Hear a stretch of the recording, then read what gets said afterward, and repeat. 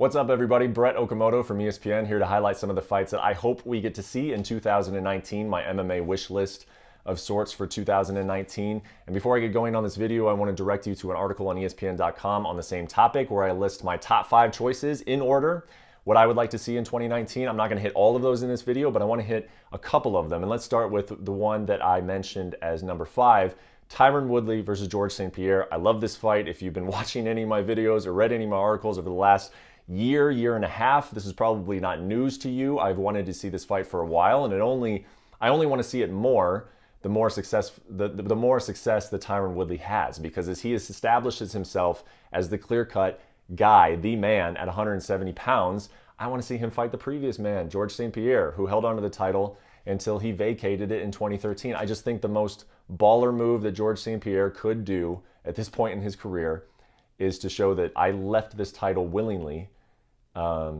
in 2013, and then I come back in 2019 and beat the guy who has, won the title, defended it multiple times, in Tyron Woodley. I think that would do more for George St-Pierre's legacy than probably even that win over Michael Bisping at middleweight did at the end of 2017. So those are the reasons why I like this fight.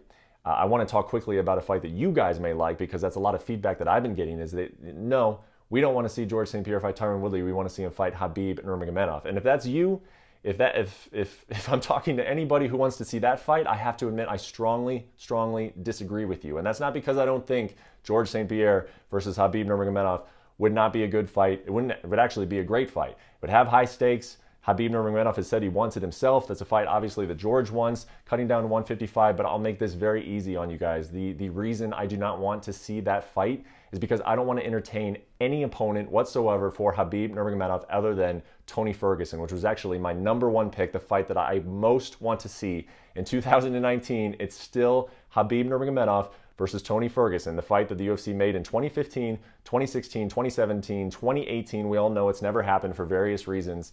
That's a fight that needs to happen in 2019. And look, coming into this year, we don't know how many times Khabib Nurmagomedov is going to fight in 2019. There's a good chance that he could only fight once. You know, when you talk about just the fact that once these guys make a lot of money and they're high profile, there tends to be a lot of time in between their title defenses.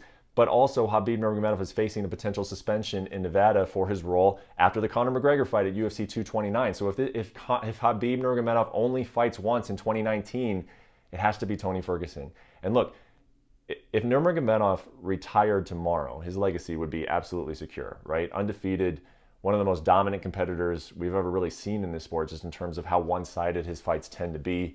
Lightweight champion, beat Conor McGregor in a really high-profile, obviously lucrative fight. Khabib could walk away tomorrow. He'd be fine. And what I'm about to say, I don't want to be taken the wrong way, but I think that there would be a little attachment to Khabib's resume. If he were to walk away tomorrow, I'm not saying he would, but 10 years from now, we'd be saying, man, Nurmagomedov, close to a perfect fighter, dominant, undefeated, won the title, yada, yada, yada, yada, but he never fought Tony Ferguson. We never got to see him fight Tony Ferguson. I think that is a little attachment to Khabib's career that he has to address. He has to face Tony Ferguson, because as of right now, here standing today, you could even make an argument that he's not yet the proven number 1 lightweight in the world. That Tony Ferguson's accolades are just as high, and these two have to fight. So if you're a fan of this sport, if you're a fan of mixed martial arts at all, that's a fight that you have to want to see. And if you want to see St-Pierre jump the line and face Khabib instead, I have to strongly disagree with you. So number 1 fight for me in 2019 that I hope we see, Khabib Nurmagomedov versus Tony Ferguson. 5th fight I would like to see, number 5, coming in at number 5, Tyron Woodley versus George St-Pierre, for all the reasons I listed. And then I also want to talk real quickly, number 4, Amanda Nunes versus Cris Cyborg. I know we just saw it. I know it was one-sided. I don't care. I want to see it again. I think that was a big piece of history in female MMA. I don't think you just move on past that. I think that you give Cyborg an opportunity to right some of the wrongs that she did, not taking anything away from Amanda Nunes whatsoever. That fight could happen again. It could end in the exact same way. That's possible. But I think you have to give Cyborg an opportunity to address what happened there. I think the storyline around that is how can we move on from that? How can the sport of women's MMA, who has had a dominant champion in Cris Cyborg for that long, she gets beaten 51 seconds and then we just move on from it? I don't get that. I don't know why the UFC would want that. Unfortunately, as we all know, it's not as easy sometimes. It's just making the fights. There's contract issues here.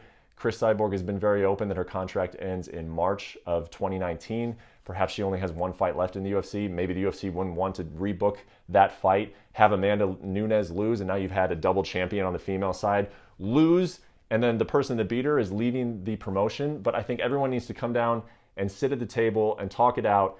Find some compromise, find some way to make Amanda Nunes versus Cris Cyborg 2 happen, because the fans want it. I know that there are some out there saying, no, that fight ended so quickly, it was convincing, we don't need to see it again.